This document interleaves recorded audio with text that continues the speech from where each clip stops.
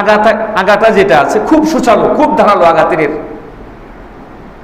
এ ধরনের 80টা আঘাত পাইছেন ওই সাহাবীর শরীরে।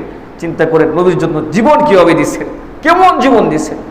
আল্লাহু আকবার।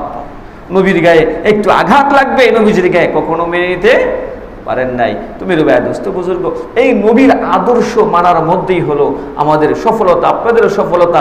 আজকে আপনি আমি মুসলমানদের আদর্শ ছাইড়া দিয়া, বিশ্ব নবীর আদর্শ ছাইড়া দিয়া আমরা সফলতা খুঁজি ইহুদি খ্রিস্টানদের সফলতার আদর্শের মধ্যে, অথচ তারাই হলো পৃথিবীর সবচেয়ে বড় প্রতারক, সবচেয়ে বড় প্রতারক জাতি। ইহুদি এবং খ্রিস্টান জাতি সবচেয়ে বড় প্রতারক জাতি, ওরা সবচেয়ে বড় প্রতারক।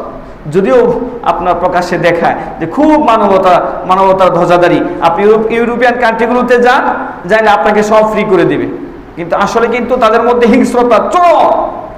আফ্রিকাতে ওরা যা করছে বলা বাহুল্য, এই এশিয়া মহাদেশে কি করছে, ভারত উপমহাদেশে